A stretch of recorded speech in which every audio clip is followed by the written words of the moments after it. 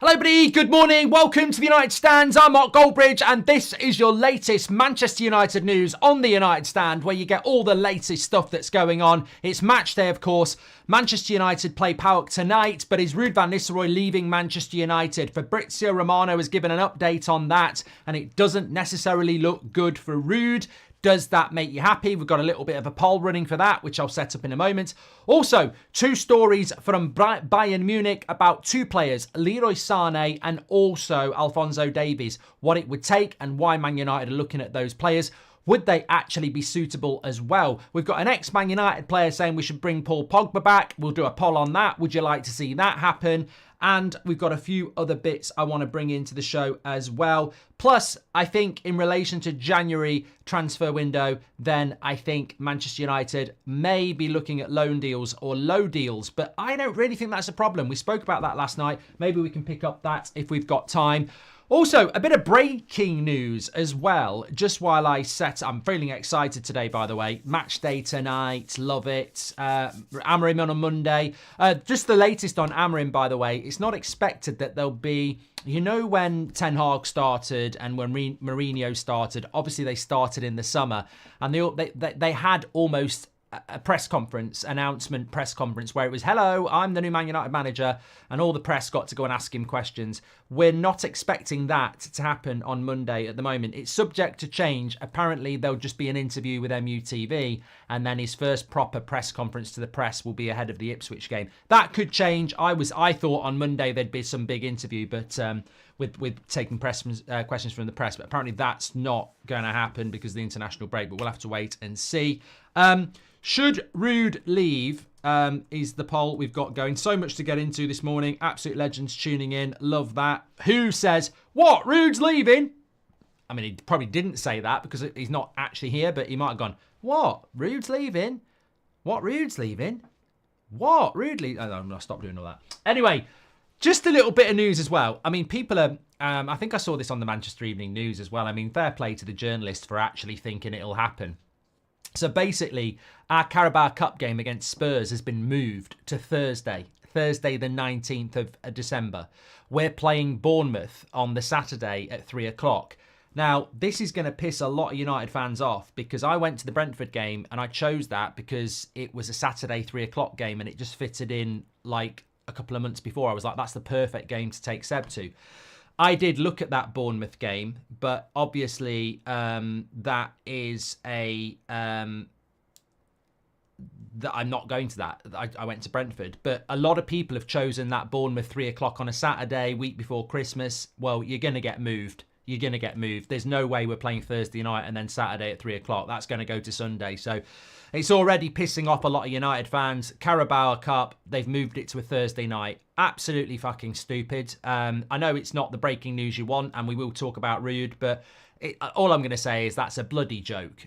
Carabao Cup is not a Thursday night game. That should be playing on Tuesday or Wednesday.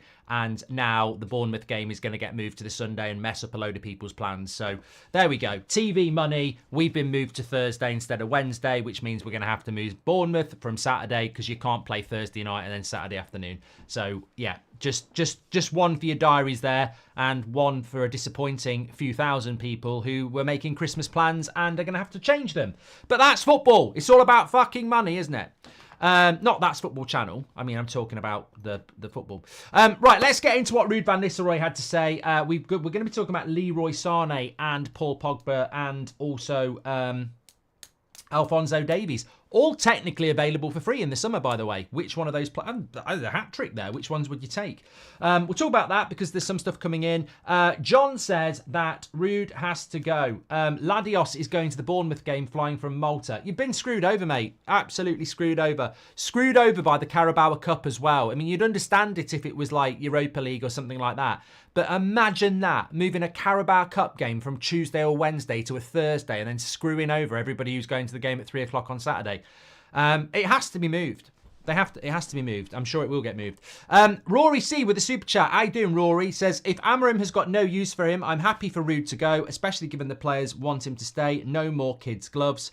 Sanil says, if Amorim wants Ruud out, then he should leave. And Daniel Sturtridge says, absolute joke. No thoughts for the fans, the lifeblood. Well, the fan groups should be doing stuff about this. Manchester United Supporters Trust, the Fan Forum, they should be doing something about this. It's disgusting. And,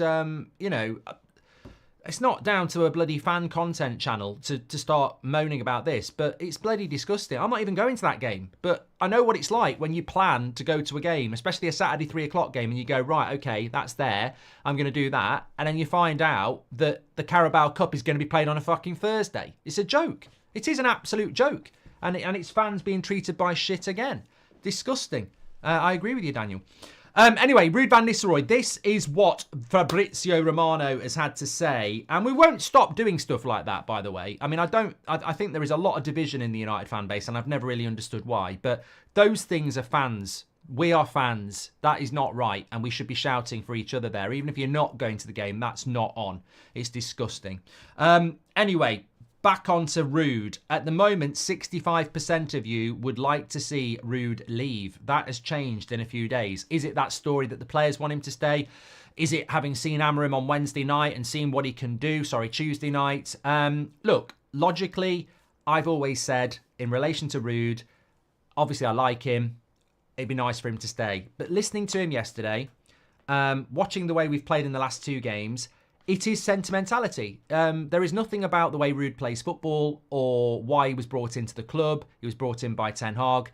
There is nothing about it that makes sense to keep him with Amorim, other than it's Ruud van Nistelrooy used to play for the club and it would be nice to have him around.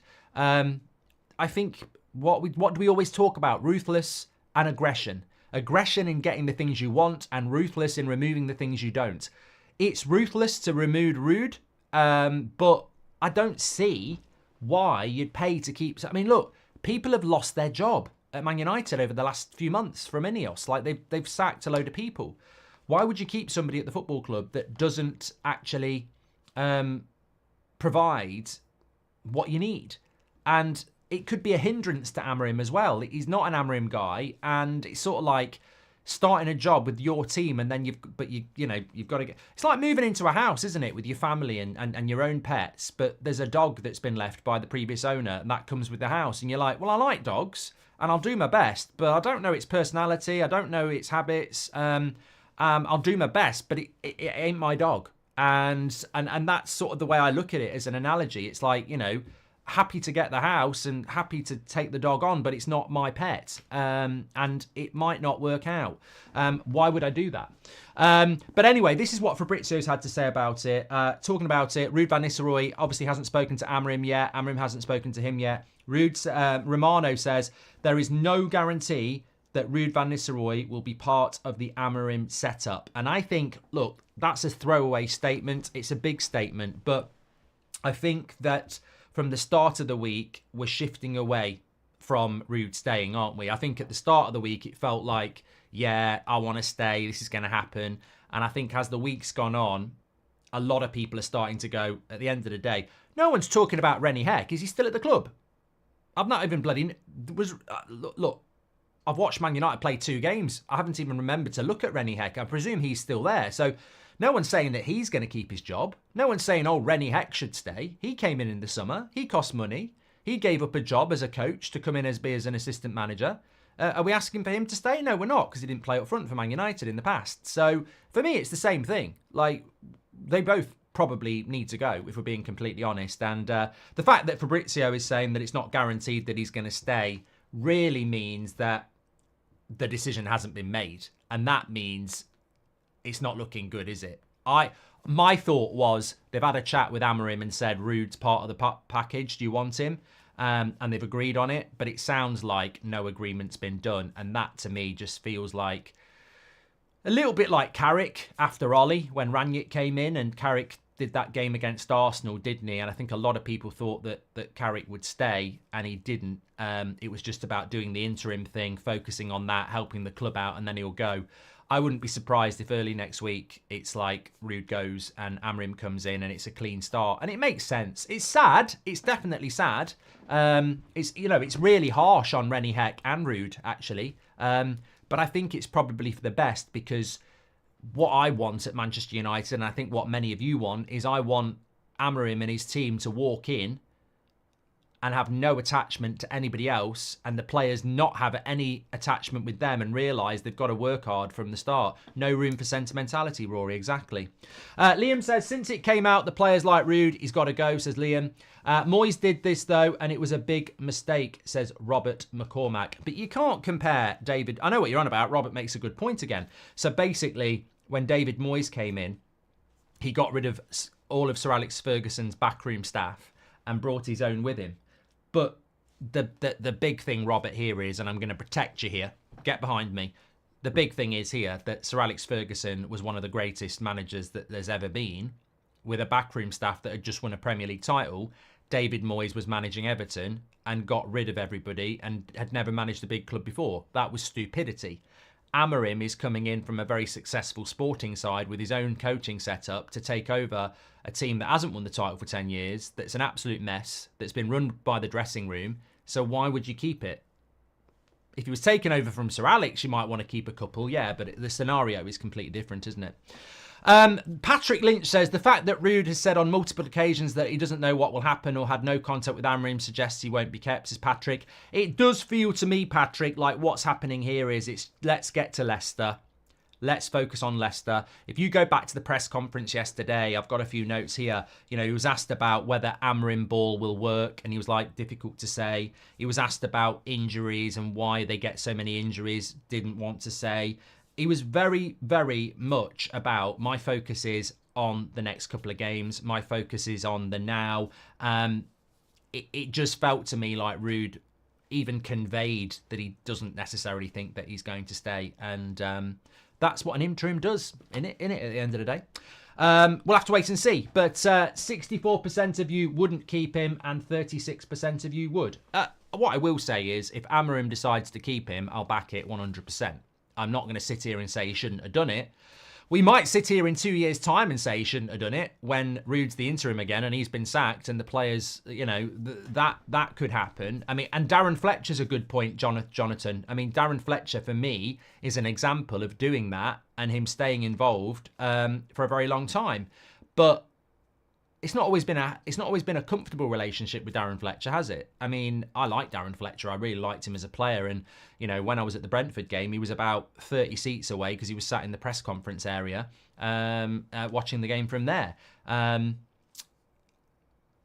He sort of fashioned a job there in a very niche situation. But Ruud van Nistelrooy would be on the training ground. And did it work with Darren Fletcher on the training ground? Every manager he worked with ultimately didn't do that well. So I just think we don't.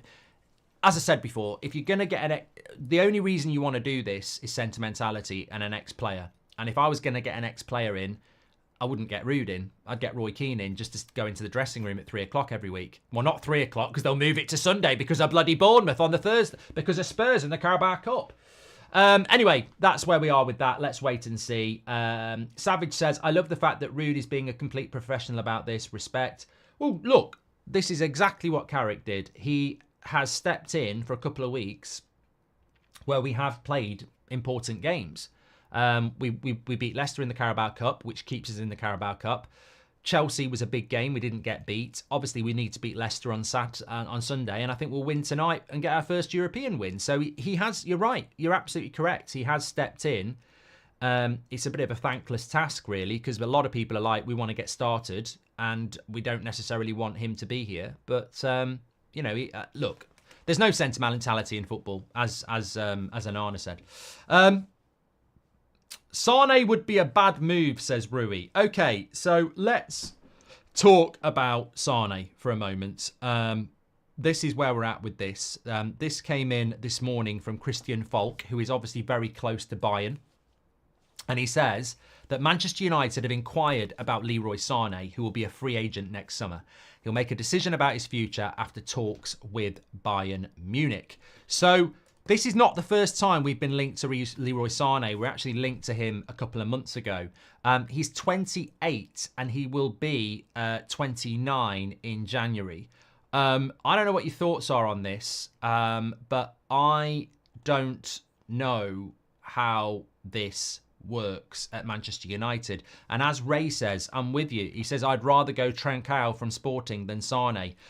I think that this is an interesting one because a lot of people will naturally go, well, we were linked to Sane before we even got Amorim, so Amorim won't want him. But this is the genius of this particular topic. Remember, Amorim doesn't have a veto. Remember, Amorim can't say, go and get that player. And Amorim can't say, don't go and get that player. So if we were linked to Sane 2 months ago, Ineos had their feet under the table. Maybe, if this is true, this is an Ineos target that they think would make Man United better. And remember, last night we were talking about, and we're going to talk about Pogba and we're going to talk about Alphonso Davies in a moment, but in relation to Sane, remember what we were talking about last night. Man United will want to utilise the January transfer window and they'll want to utilise the summer transfer window to back their guy. Erik ten Hag wasn't their appointment, Amorim is. But it's the Ineos committee that has the power when it comes to transfers, and that's Dan Ashworth, that's Barada, that is Wilcox, that is Favell. They are a committee, and they have responsibility for recruitment, So if they're going to do business, it doesn't necessarily mean you're going to spend £70 million on Gyökeres. It could mean you're going to get Jonathan David on a free.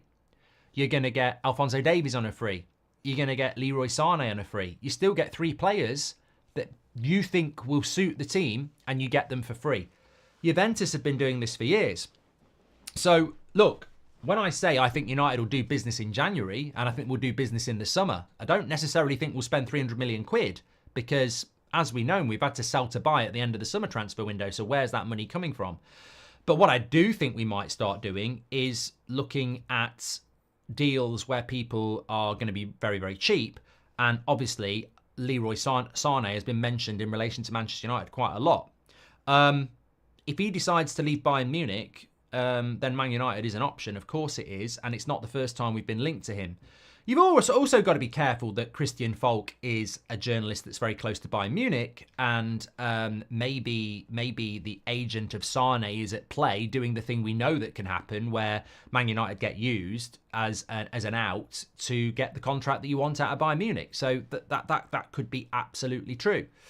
But when I look at Leroy Sane, he's a player that when he's on it, I've always really liked. But we have to now look at the 3-4-3 of Amorim and say, I don't think Leroy Sane can play as one of those wing midfielders that have got to get back and run forward. I don't think he can do that.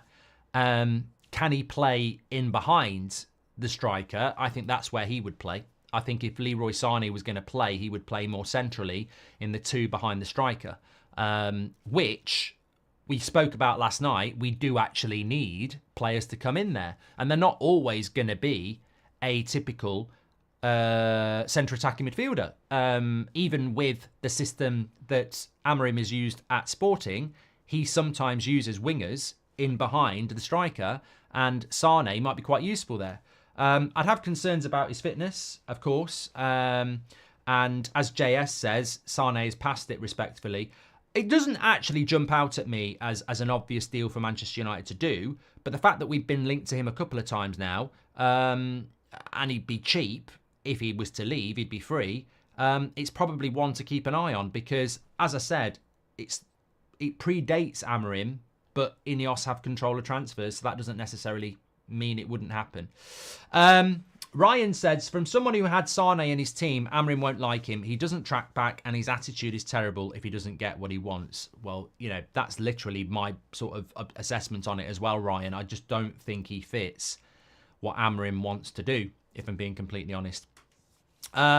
Celtic's coach Mazula said this on Tatum in response to a reporter. He doesn't have to deal with criticism. He gets to deal with criticism. He asked for this. Our players must adopt this mentality. Yeah, exactly. I agree with that. A very good point, Cal. I mean, Manchester United players struggle with criticism, but most of the time you're being criticism because people think you can do better.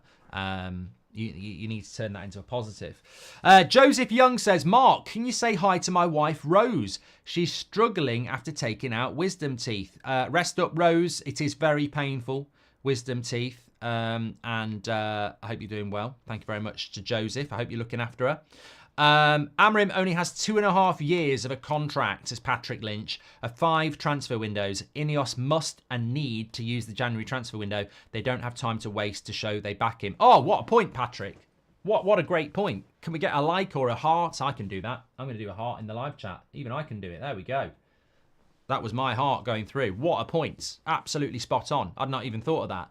He's only here for 2.5 years. In fact, I would argue he's only got 3 transfer windows, Patrick, because he's got the January transfer window, he's got next summer, and then he's got the next January transfer window because they'll have to make a decision in the following summer. Nobody goes into their final year. So he's got 3 transfer windows to earn his next deal. And one of them's January. So we're really going to not give him anything in January and say you've got 2. 2.5 year deal. They'll make a decision in the summer before he goes. A year before. So he's got 3 transfer windows. Absolutely spot on. They can't afford not to get to work, can they? They can't. Lovely stuff. Right, let's talk about Alphonso Davies. So Alphonso Davies has been linked to Manchester United again. I'm not going to do a poll on this. We will do on Pogba in a moment because Louis Saha has been talking about Paul Pogba. But Adrian says, I just wish for Manchester United to be good again. I'm sure we all do. Sib says there's an option for another year, but yeah, I know there is, mate, but that option will get... What I'm saying is you cannot go into a last year with a manager and leave it up in the air. They'll have to make a decision on the extra year a year before. Look through history. You can't go into the last season of a manager without saying he's signing a new deal or extending the year. You have to do that. Because otherwise the team falls apart. Happened with Sir Alex when he announced he was going to go in the early noughties. It's happening with Pep now. You've got to give stability to the team. Look at what happened to Ten Hag when the players thought that Ten Hag was going. They've never really played for him again, did they? Ryan Lord says, with Ineos cost-cutting and if Amorim brings his striking coach with him, I can't see Van Nistelrooy staying, says Ryan Lord. Yeah. I agree. I think he might be heading for the door. Alphonso Davies, anyway, he is out of contract in the summer. So Real Madrid is still his destination, according to most people. But Manchester United, who have needed a left-back. I'm going to yawn a lot today. I got no sleep last night. Absolutely terrible night's sleep last night. I mean, I was up at 1:30 on my phone looking at stuff, trying to just do something. I couldn't sleep. So that's why I'm yawning a lot. Anyway, I'm stressed about PAOK tonight. I'm just so stressed. It's such a massive game. But going back to Alphonso Davies, I think we would all take him. And I think we would all take him knowing that he's out of contract in the summer. But I personally think that Real Madrid are going to do what Real Madrid do. They're going to get 2 of the best fullbacks in the world for free. Trent Alexander-Arnold and Alphonso Davies. And they're both in their mid-20s. I mean... This is just the brilliance of Real Madrid, isn't it? They've got the money to go and buy people like, you know, whoever they want, but they'll also get people running contracts down to come to them who are in their prime. So, yeah, Gems has been up since 4:45. She's a terrible sleeper, apparently, Gems. There you go. But, yeah, I think with Alphonso Davies, what they're basically saying is that this has just come out this morning, that he's looking for a £10 million signing on fee and £240,000 a week. That seems quite reasonable to me. I'm not saying we're going to get him. I still think that he would go to Real Madrid. But £10 million signing on fee and 240k a week. And that's it. That's it. There's no other fee. So... realistically, the wage is probably a little bit high, but you're getting him for £10 million signing on fee. So I think it's an interesting. I think he'll end up at Real Madrid, obviously, because I think they need a left back. But I'd certainly be having a little look, to be honest with you. Lyndon says DeMarco is perfect for an Amorim system. Yeah, but he ain't out of contract in the summer, and he's going to cost you a lot more than that.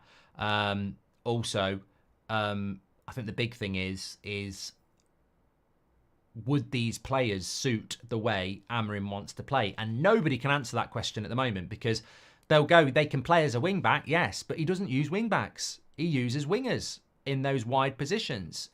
He doesn't use wing backs. So the question's going to be, at Old Trafford in the Premier League is not Sporting in Portugal.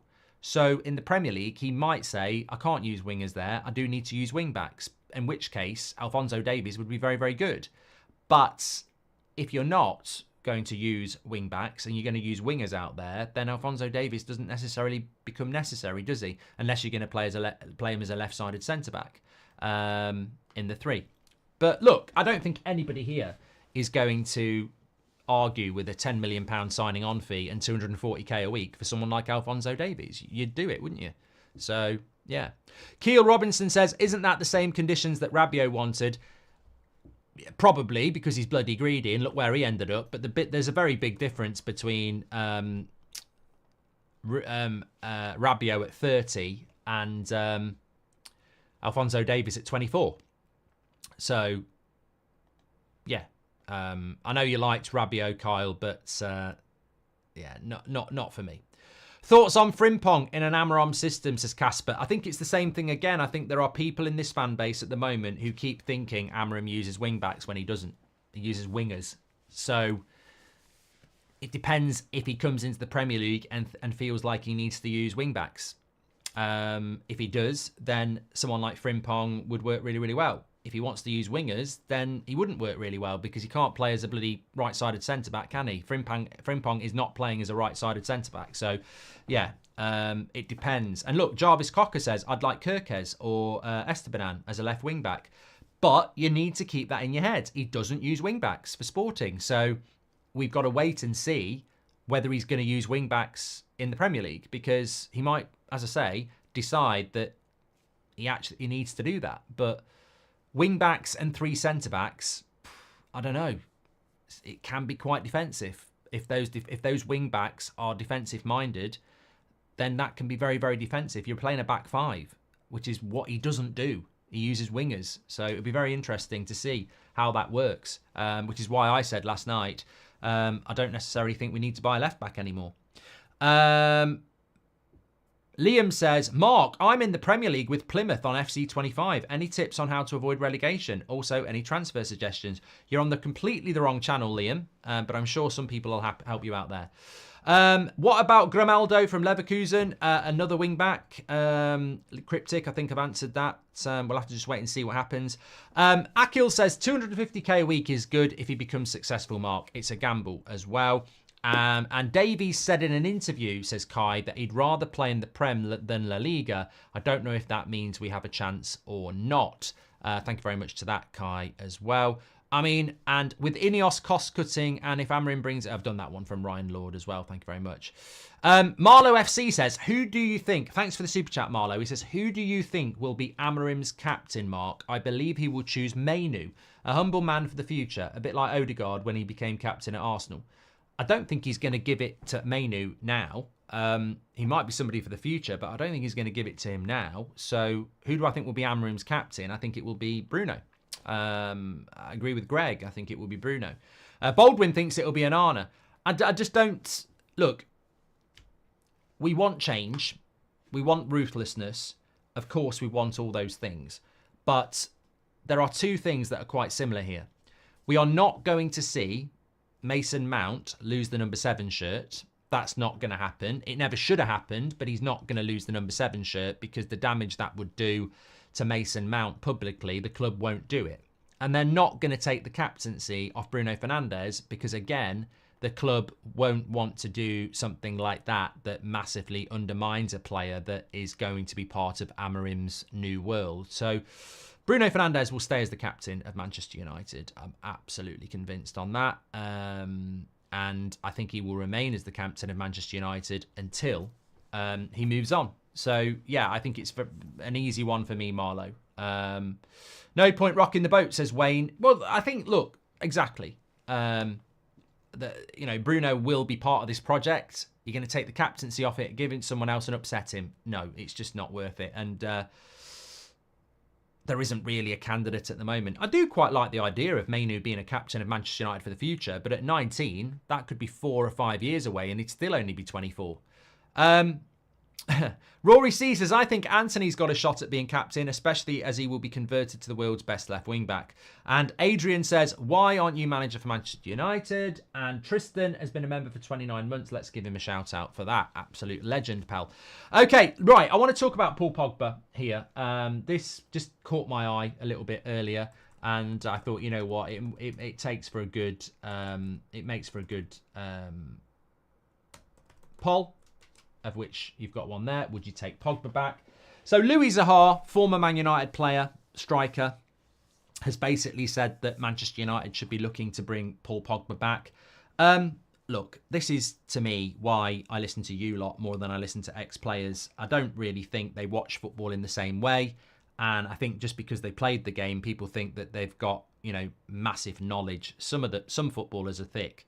I'm not saying Louis Zaha's thick, but some footballers are really thick. So it doesn't mean that they know more than you. I also think there is a growing trend when you listen to ex-United players, maybe not the main ones, but there are other ones who come out with stupid stuff like United should buy Harry Kane, or, you know, Man United should bring Paul Pogba back, or I think Man United should go and get Ancelotti as manager. And they're not wrong, but they're not real. And, you know, I'm not having a pop at them for their saying it, but it's not realistic. And the one thing most fans want is realism. There's no point in us doing a morning show saying Man United are going to get Mbappe from Real Madrid in the summer, because you won't believe it. It's not real. Doesn't mean Mbappe wouldn't be good at Man United, but it's not real. And I think that's where some ex-players, because they're not ingratiated into the game as much as they were when they were playing, I think they get asked a lot of questions for money. And it'll probably be he's probably said that to some betting firm or something, to be honest, because they seem to come up with this stuff. And he'll be asked a question, a loaded question, and he'll say, I'd like to see Pogba back, and then that's your headline. But I wouldn't bring Paul Pogba back. No. He is available for free. I wouldn't bring Paul Pogba back for a multitude of reasons. But what I want to say is, and the videos are there from the past, is that I never disliked Paul Pogba. I know a lot of people did, and a lot of people liked Pogba. I mean, he was a Player FC player, wasn't he? He divided the fan base. He was even booed at Old Trafford and got abused, didn't he? But I never agreed with that. I think that he was managed badly. I think some of the stuff and whether he was behind it or not, there was a lot of things that in his time caused us a lot of problems. I mean, Riola putting that interview out the night before we had an important Champions League game was just, you know, Player FC bollocks. And, you know, Pogba did contribute to that because of the people he had around him. But I always liked him as a player. And when he left, I just felt that it was a divorce that was amicable. I think it was best for him to go and it was best for us to go. So it was never get out of my club or anything like that. And I do believe that as a player, Paul Pogba is one of those players that I think the modern game is crying out for, which is why I like players like Morgan Rogers at Villa, because Pogba had that capability of taking people on in the midfield, and it's a killer. It's a killer. Pep's system can't deal with players that take you on from the midfield because it's all structural and it's all about passing lanes. So Pogba had the potential to be better than he was, and he was good. But I think Paul Pogba could have been Zidane. I think he could have been that good, but for various reasons it didn't work. So knowing all that on my opinion of Pogba, why don't I want to bring him back? Because the ship has sailed. He's injury prone for a start, and he's not played football really properly for years. I know he went to Juventus after United, but he's not played consistently top level football for years. So he's injury prone. He hasn't played top level football for years. We're trying to build a new dynasty. And also, thirdly, the way Amorim plays football, he ain't going to fit in. We're not going to play sort of that style of football. You've got to be incredibly intense, incredibly fit, and we're not going to have a position for that sort of player in the world that we're going to be in. So, yeah, to me, it's just it's completely and utterly illogical, and wouldn't make any sense. So, no, it would be a no from me. I get why some people would want him back. It's a bit like people wanting Ruud to stay, isn't it? It's that sentimentality. Oh, Pogba, you know, it'd be great to have Pogba back. I get it. But from purely footballing reasons, it just doesn't make any sense. There's no future in it. It's just short-termism. We've done these things before with Ronaldo and Zlatan and Cavani. Yeah, it's just a big no to me. Tyrell Malasia is in the chat. It's not the real one. He says, hi, say hi to your new captain, Mark. Armband is on. I mean, it's going to be very interesting to see what happens with Malacia, you know, because he's took 18 months to get back. He gets back, and then the manager gets sacked, and a manager comes in that doesn't use left backs. So Malacia is probably sat there going, oh, for fuck's sake, you know, because there's no way Malacia is a wing back. No way. And he's a left back, and we don't play with a left back now. So I don't know what the future is for Malacia at Manchester United, but hopefully he has a future in football because, I mean, it's been a long, long journey back, hasn't it? Dave says, imagine Frimpong as the right midfielder in that system. There we go, Dave. I don't know what the situation is with Frimpong, actually. I'm pretty sure his contract is up soon because there was talk of him going in the summer, wasn't there? Oh no, he must have signed a new one. He did. He must have signed a new one. Oh no, he only signed it in October 2023, which was last year. For some reason, 2023 feels like it was a long time ago. So he signed a new contract a year ago, and his new contract puts him there till 2028. So no, he's not a player that's coming towards the end of his deal there. So yeah, it wouldn't be cheap. I think Anthony has. Yeah, I've done that one from Rory C as well. Look, I want to say as well, just I know we started it off. I started it on the show this morning. Where's me bloody live chat gone now? What's going on? What's going on?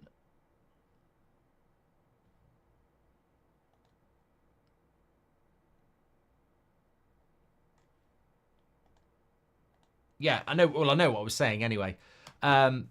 Basically, the Manchester United game against Spurs in the Carabao Cup has been moved from a Wednesday to a Thursday. We're playing Bournemouth on the Saturday at 3 o'clock. That is not going to happen. I mean, that is not going to happen. There is just no way Man United will play Thursday night and Saturday afternoon. It's a day and a half rest. It won't happen. So Man United's game against Bournemouth is now going to get moved, and it's bloody disgusting because there'll be so many people that week before Christmas that have planned to go to Old Trafford at 3 o'clock on a Saturday. They'll have looked at the fixtures and gone, there's no way that's going to get moved because it's not a European game. And then the Carabao Cup has gone and moved it to a Thursday. And it's just absolutely bang out of order. Absolutely bang out of order. There are thousands of people that are going to be, you know, messed up by that. It's disgusting. Absolutely disgusting. The week before Christmas as well. So, you know, it's not easy to move hotels, is it? Travelling, etc. All because the Carabao Cup wants to put their match on a Thursday night, which they don't normally do. So I just wish there was more done for fans in relation to stuff like this. I mean, you hear it all the time, not just with Man United. A game will get moved in London to 6 o'clock at night and then there's no trains back. But it's disgusting. It's absolutely disgusting. It's great to see so many people in the chat sort of, you know, agreeing with it, that it's really, really appalling. But what will get done about it? Nothing. Because the lifeblood of football gets treated by shit. Manchester United should be doing something about that. They should be resisting that. But it's TV money, isn't it? So they won't. They'll be like, okay, that's great. But it's disgusting. And it's not just Manchester United fans. It happens to fans all over the country every bloody week. Games getting moved. But that Carabao Cup game should not be on a Thursday night. There's no logical reason to do it other than we want another game on TV. We'll put whoever's playing on Wednesday and then we'll move another one to Thursday to get more TV money. And what does that do? What does that do for anybody? Nothing. Absolutely nothing. It's a joke. Spike says, I was at Old Trafford when Sane played against us last season. He looked great. I do think he'd be a great buy. Does he maintain allegiance to City, though? No. I mean, he's not going to bed in Manchester City pyjamas, is he? No, he ain't going to be bothered about that. He ain't going to be bothered about that at all. Gibran says he's got a tattoo of himself playing at the Etihad on his back. Well, maybe he has then. I don't know about that. But I don't think I don't think he will end up coming to Manchester United. Shah says, doesn't Frimpong have a £34 million release clause? Well, he did used to have one. That's what I was trying to see there, but it's difficult to know. But look, we've not been linked to him at all. Union Plus says, Pogba again, no way. That ship has sailed and it was a bumpy ride filled with tidal waves, hurricane and thunder flash here and there. His toxic behaviour and pompous lifestyle was too much. I also think if Pogba came back, we have to be realistic that this fan base, like many other fan bases, is not unified, united, and therefore there would be a lot of people that still don't like Paul Pogba. And there was a lot of people that didn't like Paul Pogba when he was here. So bringing him back wouldn't be met with the majority fans going, hey, he's back. So it wouldn't make sense. You know, you bring Ronaldo back, and it was everybody wanted it, didn't they? The release clause on Frimpong has expired, says Sade. And, yeah, interesting. I'm going to sneeze. Whoa, that was a good one. Anyway, match day. Manchester United are playing PAOK tonight. Look, you know what? I look at this and we have to win tonight. There is an element of pressure on it. I don't think there's many teams in the Europa League that we're playing. Even Bodo Glimt, some people are saying, are good. So I don't think, even though we've played our more difficult games on paper, obviously we've played Twente, Fenerbahce and Porto, and they are on paper our biggest games, maybe Rangers as well. But we're meant to be moving into the easier games now. But I must admit, I looked at PAOK and I was like, well, they did win the Greek League last year. They are second, and they have got 3 players behind their striker that are pretty flair players. So it only takes an underperforming Man United, of which we've seen plenty of times, and this becomes problematic. So we have got to be, I think we'll win 3 or 4-0, but that's because I think these players do realise they've got to start putting themselves in the shop window when Sporting are playing like they did the other night. So I think we will see a comfortable Man United win, but we shouldn't take it for granted. It's not like a walk in the park. So it could be interesting tonight. Looking forward to it. Hopefully we'll score a few goals. Pogba trying to start his career on YouTube. He was on Speed's channel, says Kelvin. Yeah, you know, with all due respect, he ain't coming back to Man United, is he? There's more chance of Speed signing for Man United. And in fact, we can reveal... No, I'm joking. What if the manager likes the idea of Pogba coming back, says Stephen, but the manager doesn't have a say? Good question, Stephen, but you know, we need to keep answering this question. The manager doesn't get a say on transfers. In that sense, he can't say, get me Paul Pogba. He'd have to get the whole committee believing it. And I just don't think you're going to get 5... In that room, there's at least 5 people who need to agree. And I just don't think they would agree to do it. DS, I can't read out political statements. Sorry about that, but people can read it if they want. If the manager wants Pogba, then I'm fine with it, says G. But if the manager wants Pogba, he won't get him, mate. Understand the structure. Amorim does not have a veto. He cannot overrule the board to get a player or sell a player. He has to get the board on board. And I don't think you'd get the board on board with that. And I don't think Pogba would fit into Amorim's team anyway. From what I've seen, I don't think he would. So we move on. Thank you very much. Anyway, let's see what happens with Ruud. I think he's probably going. Get your comments in below about that one. Obviously, we spoke about Sane and Davies as well. And the Carabao Cup thing is just incredible. But what I would leave you with is do keep an eye on... Actually, I can probably do this before we go. A little bit of bonus content here.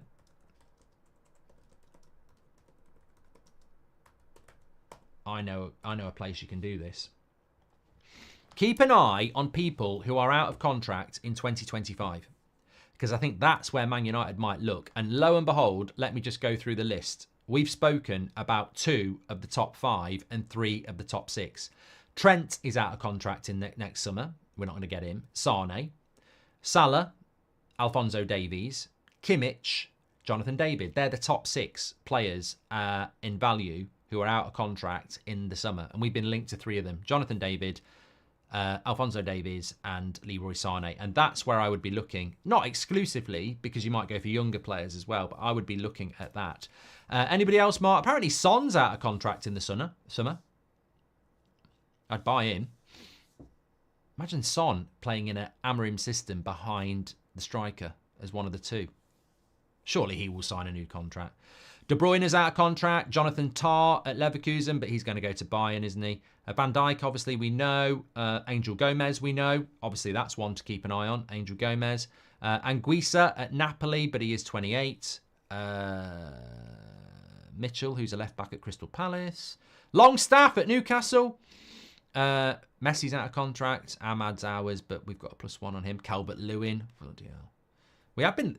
You know what? Ineos looked at Calvert-Lewin, so stranger things could happen. Don't write that one off. I don't like the idea of that at all, but legitimately, Ineos have looked at Calvert-Lewin, and they were looking at him in the summer, so could happen again. Yeah, a few interesting ones there. Anyway, everybody take care. I will speak to you a little bit later. Obviously, we've got the watch along tonight as well. Thanks for watching, and have a great day or evening, whatever you're doing. I'll speak to you in a bit. Oh, I could do with sleep. Oh, God. That must be a record for yawns. Must have had about 4 or 5. Definitely got a hat trick. Speak to you in a bit. Take care.